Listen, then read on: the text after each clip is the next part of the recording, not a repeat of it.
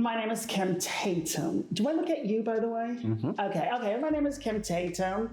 My pronouns are she and her.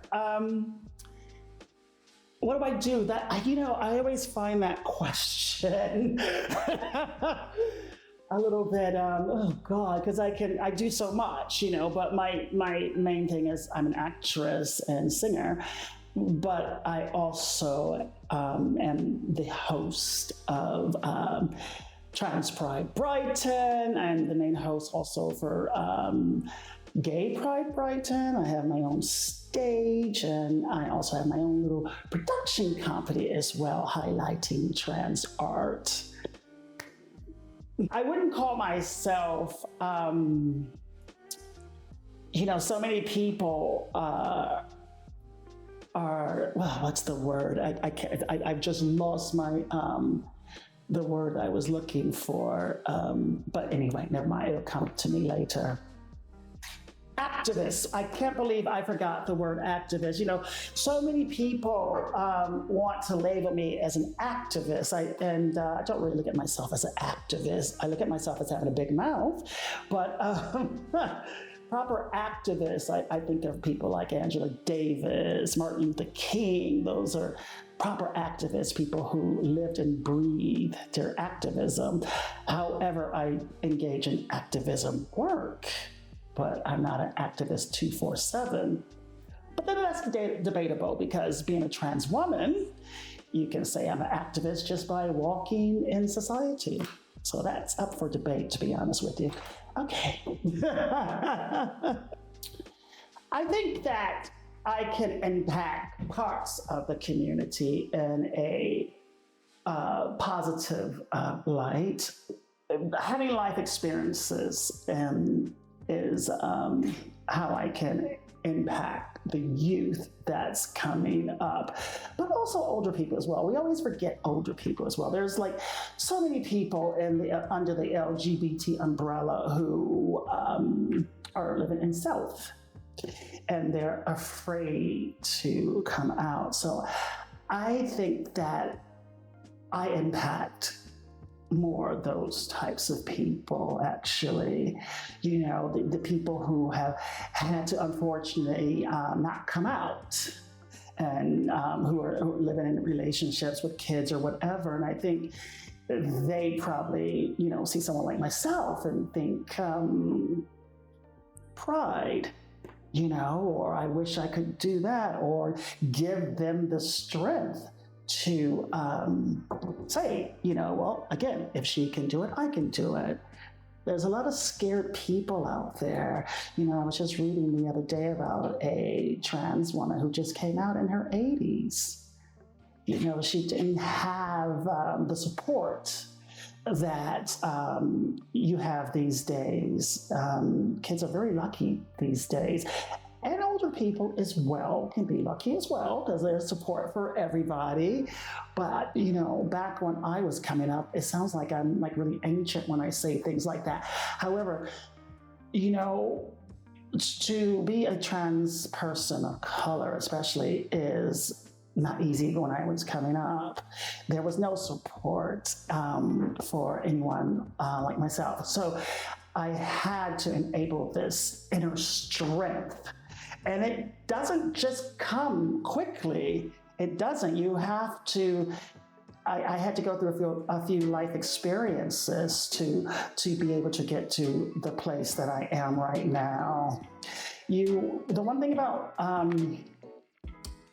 getting older, or what's good about kids these days, is that you can gain that strength a lot easier because you have the support. But that's in London. We live in a capital where there's so many different types of people. I've kind of lived in Russia, and I lived in Spain. I've traveled all over the world, and some of the LGBT communities, they don't have what we have here. I mean, even in places like Stockholm, I can remember being in Stockholm, there was only 1 or 2 gay clubs. So we're very lucky and very fortunate that we have the support that we have here. So, following question now. Yes. In your experiences, what are the most significant challenges faced by disabled people within the LGBTQ plus community? Okay, I think some of the challenges the disabled community faces lack of understanding. I think, again, as I said earlier, people get so used to being in their own little bubble.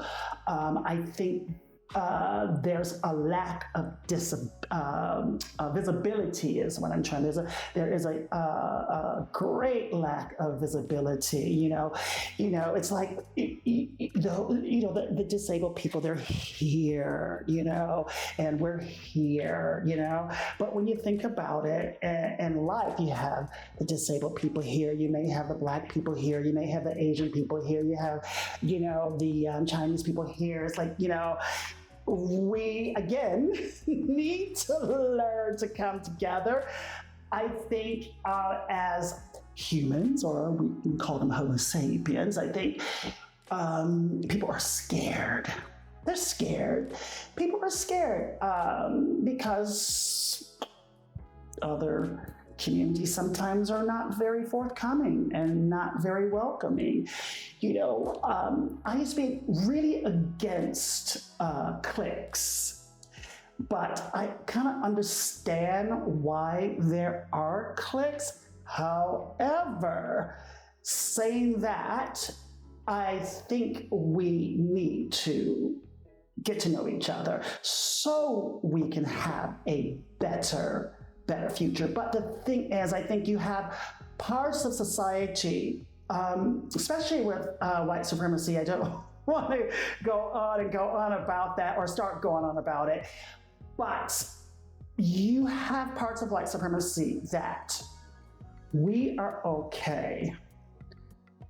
Fuck you and fuck you, as long as we are okay.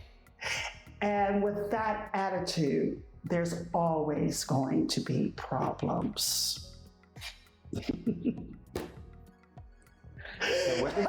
we're going to need parental control on this. Okay, well, I'll go back and say, forget about you. You don't matter. You don't matter. You don't matter. These people don't matter. It's all about us, and we're okay. And when you have that ideology that it's okay for you to only be okay and not everyone else, that is the reason why we have so many problems in this world. Everyone in this world deserves to live in peace. Everyone deserves to social justice. Everyone deserves social justice. But what I've learned is people don't want social justice for other people because they don't want to share, and they're scared. They're scared. White supremacy has had entitlements for so long, they cannot adapt to everyone coming together. They're so used to having that thumb over you. This is why, there's so many police killings in America, or, Black trans women being murdered, or the disabled community being pushed aside. Now, how can the wider LGBTQ plus community work better to dismantle discrimination towards minority groups and foster more inclusive environments and promote empowerment for intersectional communities? I think, the LGBT community is not much different from the heterosexual community. Unfortunately, in our community, we do also have a lot of hate, whether there's hate against the lesbians or hate against the trans community or whoever, there's still a lot of hate. But I think there is a huge part of our community that don't want to hate. And it's about all of us coming together and working together more, supporting each other. We can try to educate until it's coming out of our ass. Okay, like parental guidance. We can try to educate as much as possible, but I think some people don't want to be educated. They want to continue on that path of not sharing, that path of not engaging in humanity, that path of having a thumb over you. So it's about good people coming together to work together. I see so many people who want to be seen as ticking the box. I see that as BS, basically, For example, you go to a company and, oh yes, we have real diversity. Okay, you have diversity, but you show up and there's a black guy who's working on the door as a security, and then you have a black woman at reception. Then you go behind the walls here and all the executives and everything else are all Caucasian. That's not diversity. Tokenism? That's tokenism. Yes, definitely. That's ticking the box. No. I think, ticking the box, I think people, their level of being educated about real diversity is lacking. I mean,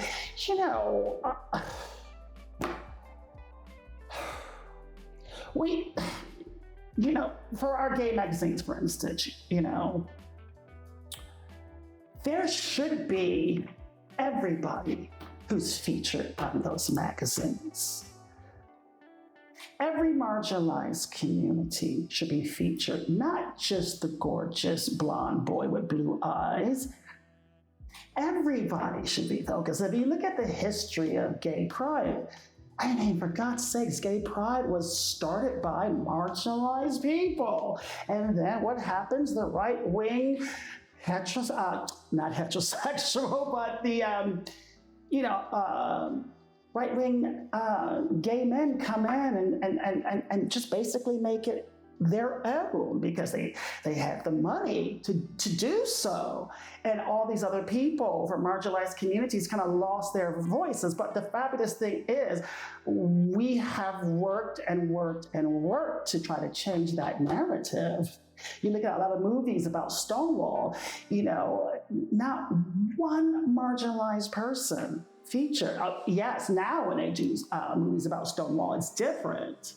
It's different because we had to work and say no to this. And we had to get out there and keep educating people and telling the true story. But still, there is a lack. It still needs to be more. I'm not trying to say, we're gonna get rid of Caucasian people, but there needs to be more people having the opportunity to come together to work. It can't just be a Chinese, all Chinese production, but you still have, a Caucasian man at the top who's, telling them what to do, or a Caucasian person on the camera, or whatever. Life is not like that. Life is everyone. Everyone. It's everyone, but people are, like I said, they're afraid, people like to stick with what they know, so. Can you share any experiences about empowerment linked to your intersectional identities that you want the LGBTQ plus community to know?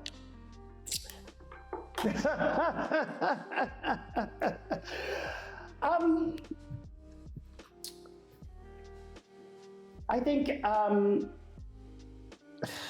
just want everyone to realize that we are all human. We all deserve to live in peace.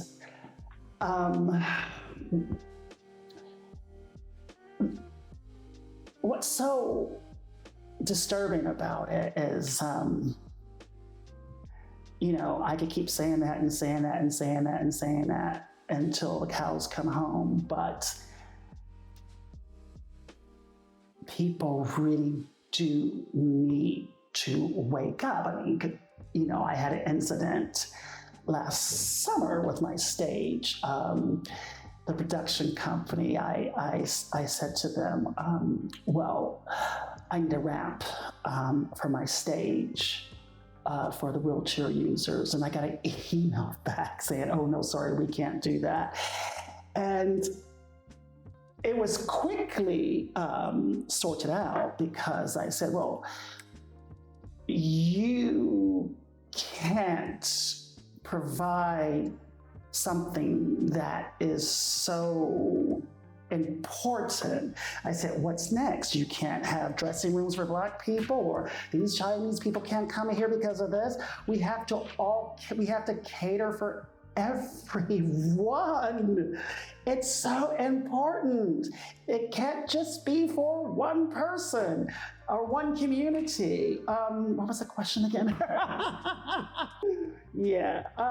Unfortunately, in society, we are led to believe things that we see on social media or in the media without doing our own research, and that's a really sad thing, so much propaganda. There's been so much propaganda about society since, my family are, on my father's side are Polish Jews. They had to escape Hitler, my great-grandparents, that is, and come to America. And then you had, the Blacks in the 60s with all the propaganda, 60s and 70s. And then we know about the gay propaganda in the 80s, all gay men have AIDS and blah, blah, blah. And then you have the propaganda about the Muslims, they're all terrorists. And then it just keeps going on. And people haven't realized there's this pattern that continues through life. It's really about being able to educate yourself and being able to evolve. I don't think your average person wants to evolve, and that's the problem. Because, in every marginalized community, there's very special people there. When I mean special, intelligence, creative, it's just getting out there and saying, hey, hello, my name is blah, blah. What's your name? What do you do? Let's get to know each other, damn it.